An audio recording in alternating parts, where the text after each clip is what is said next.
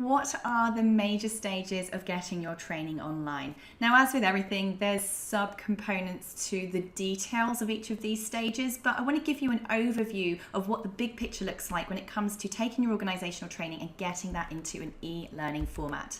Now, most people think that training generally starts with a training needs analysis. I actually say that it needs to start at a much higher level than that. We need to make sure that all of the training we're delivering in our organisation actually aligns to the organisational strategic objectives. We're not just looking at the skills people need to have, we're looking at the skills they need to have to help the whole company get to where it's going. I say that your e-learning development team, your learning and development department and staff need to understand where the business plans to go from the next 1 to 5 years. What products and services is it planning to deliver? What kind of market share does it want? What kind of feedback does it want with customers? What kind of financial targets is it trying to achieve? And so on. By understanding this, we can now get a much bigger picture of the types of job roles that are required within the organisation, the types of skills that then need to be used and put into place in order to help the organisation get to where it needs to go. All too often, we miss out that element and we're putting our training teams at a really unfair advantage of being able to take people where they need to go. They don't know what that destination looks like. We cannot build the bridge to take them there. So the workforce analysis that is aligned to the strategic objectives of the company is really what comes first. What job roles do we have now that can fulfill those needs to help the business get there? What additional job roles do we need, and who do we need to recruit in order to make that happen? Then we can move into the training needs analysis sections. This is where we can now take a look at what is all the must required training, the must do training, the compliance and licensing type training in order to do what we do under regulation. But then what training do we need to have in place in each of those required job roles, either the ones we have or don't yet have, that's going to help the business get to where it needs to go. Because only then can we start looking at our content and looking at the learning outcomes of our training programs that exist already and find out what those gaps are. Only then can we look at conducting a training needs analysis with our people and say, do we have those skills, knowledge and sets of competencies that are going to enable people to do their life's best work and move the organisation forward to those particular outcomes. Then we want to start looking at the existing content that we have. And this is where one of the biggest parts really happens, I believe, in the e-learning development space, is just how much we have to break this content down into its smallest parts. What happens in face-to-face training is we're very used to this traditional approach of, right, we're going to go and deliver a workshop, let's say it's an hour long. People think that to make that an e-learning program, they simply record the 1 hour long presentation and put it online. Wrong. Now, although you can do that, it's not the best way of doing that in terms of developing an e-learning experience. In the e-learning space, the e-learner is very different. The time that they have available, the attention span that they have when they're doing self-directed study is very different. What we want to try and do with online learning is keep one key point per video or per online lecture. And that key point or key video needs to be delivered preferably within the 3 to 5 minute mark. Now I'm going to ask you a question. Why? Is because how long would you say that you spend watching a video on Facebook or on YouTube? Now the chances are it's probably less than 3 minutes before you get bored, pause it, fast forward it, or just stop watching it altogether. Learners' online attention spans today are very, very short. They like the information as quickly as possible without any fluff. They just want the answer. Tell me what to do. So this means that we need to really change the way that we see our traditional face-to-face training. We kind of need to take a sledgehammer to it and chop it up into its smallest pieces. This means that you can't just record a 1 hour workshop and put it online. It really does mean redesigning that existing content and breaking it down much differently and presenting it in a very different way to how we would face-to-face. So this next section is all about that repurposing, breaking up, breaking down, and making the content into much smaller chunks. In terms of an overall course, Again, what I would say is, and this isn't necessarily a curriculum design perspective, but more of an understanding of the modern day learners' attention spans, is that if your course that you're delivering fits within a lunch break, it's kind of more likely that your students are going to complete it. The completion rates are going to be higher. So what we want to be doing again is, if we have like a one-day training program, for instance, how could we break that down into modules that are less than 1 hour long, ideally less than 40 minutes long. That way you're going to have much smaller chunks of training. It's going to feel much more manageable and approachable to your people, but it also makes the accessibility a lot better as well. If people are looking for one particular tip, they're going to go into the school, they're going to search for that one particular thing, and they're going to have a nice short, sharp set of videos to watch in order to get that question answered or to attain that new skill. So all round, breaking it down is the biggest challenge when we come to this repurposing and transitioning experience.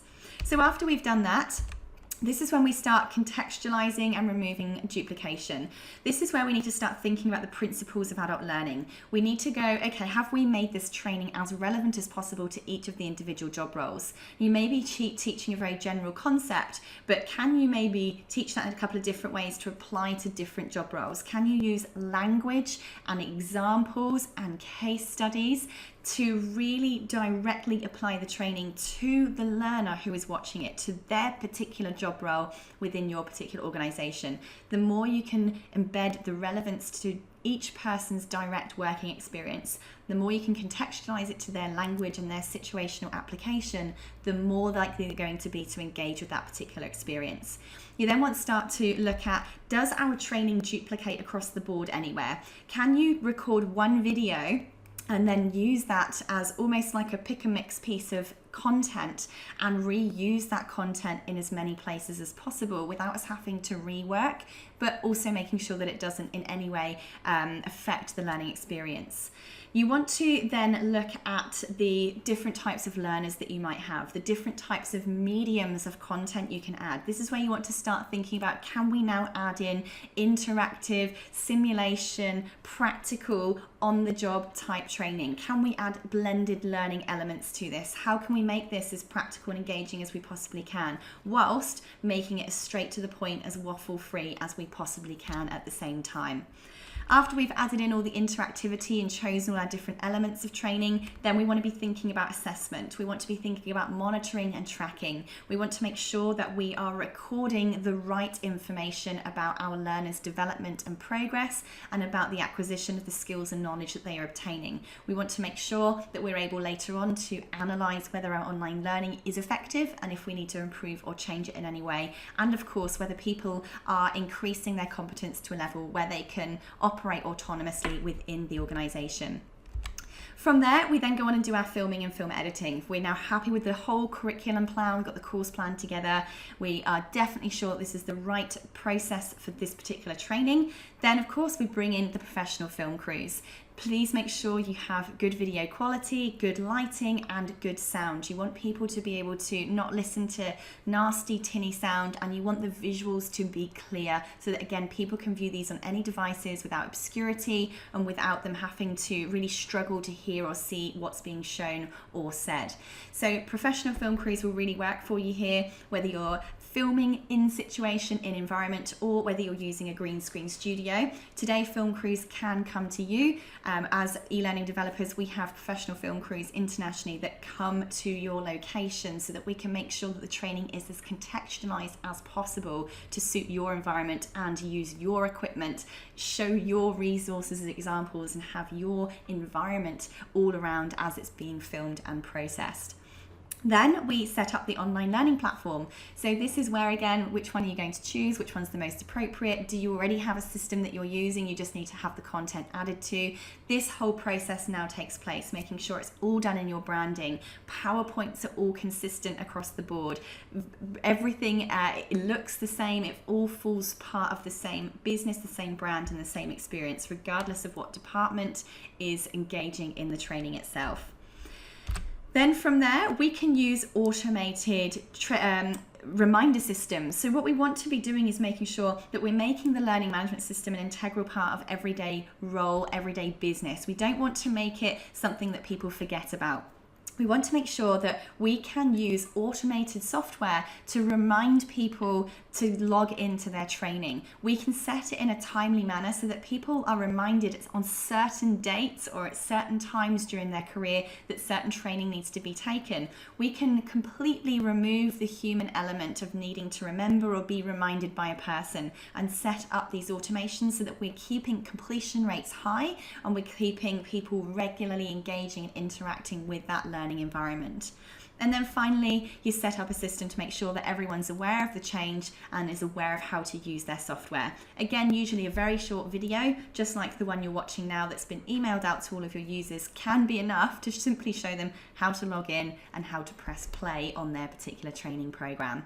So this is just an overview of those major stages that you would be going through if you're looking at getting organisational training online. If you or your organisation would like help with any of this, or just consulting, or indeed having it all completely done for you, please do come and have a chat with me at maintraining.com.au. This is what we do for businesses all day, every day, to make sure that you're setting up your e-learning to be as effective as possible for not only your learners, but also for the organisation as a whole as well.